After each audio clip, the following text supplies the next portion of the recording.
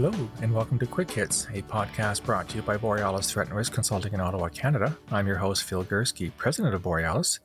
I'm recording this particular podcast on the 2nd of July, about 7 p.m. Eastern Time. Interesting day in Ottawa. Started very early this morning when a man apparently tried to, or actually succeeded, in gaining grounds to Rideau Hall, which is the official residence of the Canadian Governor-General, as well as Prime Minister Trudeau and his family, while repairs are being done to 24 Sussex Drive, which is the official Prime Ministerial residence. The man crashed through the gates. He was arrested by police, and charges are pending. And that's just about all we know, although there's a few interesting details that point to a long gun, make and model unknown, found in his truck. His truck has Manitoba license plates, and the RCMP is informing us that this individual traveled from Manitoba to Ottawa. Now, for those of you who aren't Canadian, that's one hell of a road trip. That's at least a 3-day drive, as best of times. Over the Lakehead, Lake Superior, down through central Ontario, and into eastern Ontario where Ottawa is. There's also a report that the man left a note. What's in that note? We have no idea. I did a few interviews today about what this all means, and my basic line is I have no idea what this means because there's so little information. We don't know who the man is. We don't know what the note said. There is confirmation he is a member of the Canadian Armed Forces, more specifically the Canadian Rangers, which is a specialized force that deals up with Canada's north. But aside from that, we have no motive. We have no intent beyond crashing the gate. We have no idea why this happened. And so I cautioned in my interviews that we simply can't speculate about what this all means. Some people will go down the road of, member of the Canadian military. We've heard that there are some members of the Canadian Armed Forces who hold right-wing extremist views. There was a famous case a few months ago now where a guy, again from Manitoba, ended up in Washington, I believe, tied up with some of the Boogaloo boys, these wankers who want to start a civil war in the United States. So some may jump the gun, no pun intended, and figure out this is another right-wing wanker. We simply don't know that. We don't have any details right now. We don't know why he did it. We don't know what's contained in the note. And we're going to have to be patient with the information until we get it from the RCMP or from sources within law enforcement or the government, which may share it with the media. The RCMP, not surprisingly, has to be very careful here because it wants to lay charges. And the more information that's leaked to the press, the harder it becomes to make the case, to keep control over who knows what in a court of law. So get ready for not knowing a heck of a lot more until the time comes. I know it's frustrating. I'm just as frustrated as you are, but that's the way it goes when charges are laid. Bottom line is, no one was hurt. The Governor-General, I don't believe, was on the premises. Neither was the Prime Minister at the time. And so the situation was controlled within literally minutes of him gaining access to Rideau Hall, the grounds. My understanding is that he was perhaps holed up in a greenhouse and that this is why it took 2 hours to actually arrest and charge him. So they must have maybe negotiated with him to try to get him to talk him down to whatever he was trying to plan. But at the end of the day, everything ended well, and hopefully we'll find out more.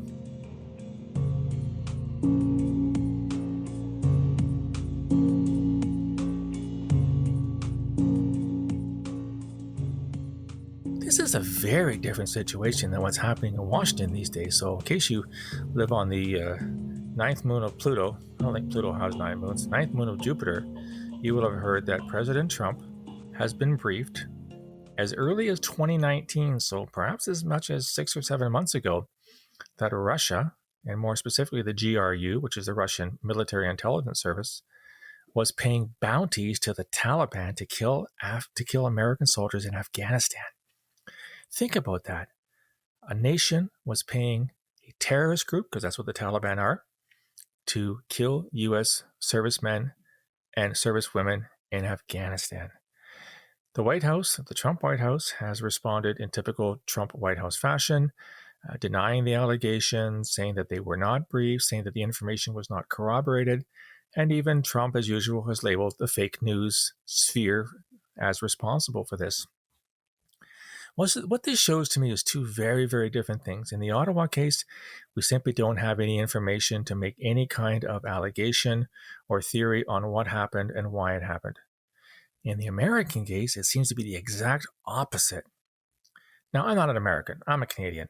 And I have never attended a presidential daily brief, although I did meet someone, a friend of mine, who used to brief the Obama presidency on a daily basis with what was happening in the world as the intelligence agencies saw it. I'm guessing that the information that was passed to the president at some point in 2019, so more than 6 months ago, was pretty solid stuff. That they would have vetted it, they would have corroborated it, they would have done the best of their ability to determine its veracity before they passed it on to the president. And it seems, and I stress seems because I'm kind of speculating here, that the president didn't do a damn thing with it. He had good intelligence from American sources that U.S. Army personnel were being targeted by the Taliban thanks to a bounty or financial incentive provided by Russia. And nothing happened. Nothing was done about it. Now, I'm not a conspiracy theorist. I know that Donald Trump has a, shall we say, complicated relationship with Vladimir Putin, who just the other day was, I don't know, he's going to be president until the year 9000 or something like that. I'm not sure exactly what's going on there between those two men. And there are all kinds of people who say, well, this shows that, in fact, Russia has some kind of dirt intelligence of their own against President Trump and is threatening to release it unless the president cooperates with Russia and doesn't embarrass them. I don't know. I'm not going to go there because I simply don't have the information on which to make that call. But it is yet one more instance of the Trump administration having really good intelligence on something and choosing to ignore it, choosing not to act on it, choosing not to use it to create better policies or make better decisions. This is unheard of in my experience for a U.S. administration to do this.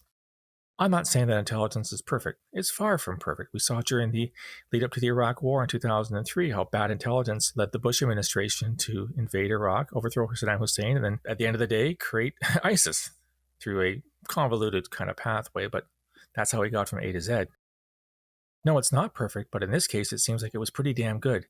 And yet the administration, for reasons only known to itself, have chosen not to do anything about it. So we have one case of little information, we can't draw conclusions, another case of lots of information where we can draw conclusions, and yet administration chose to do nothing about it. This is really interesting to me as somebody who worked in security intelligence for 32 years in Canada, both with CSE, Communications Establishment, which is the Signals Intelligence Agency, as well as CSIS, the Canadian Security Intelligence Service, which is the domestic security service here in Canada. When you work in intelligence, you have one goal and one goal only. You try to get the best information possible to decision makers so they can make better decisions. That's it. That's what drives you to work in the morning. That's what drives your collection programs. That's what drives your processing. That's what drives your analysis. That's what drives your packaging. That's what drives your distribution. That's what drives your briefings. This is what you're paid for. This is the vocation you've chosen. And I do refer to it as a vocation. And yet we have an administration south of the border, which is known historically to make good use of intelligence. There's no question about that. And yet on many occasions, including this most recent one, he is elected not to. What does that say? I don't know. I think it says a lot of things, most of which are quite murky, and I'm not going to go there. I do hope with respect to the Ottawa story, we do hear more sooner rather than later, so we can have more than just sheer speculation on what happened, what the note says, what the motive of the Canadian Ranger was. Was he tied to right-wing extremism? Did he have psychological issues? Did he have a personal vendetta against Justin Trudeau? We know that Justin Trudeau was very, very unpopular in certain parts of this country.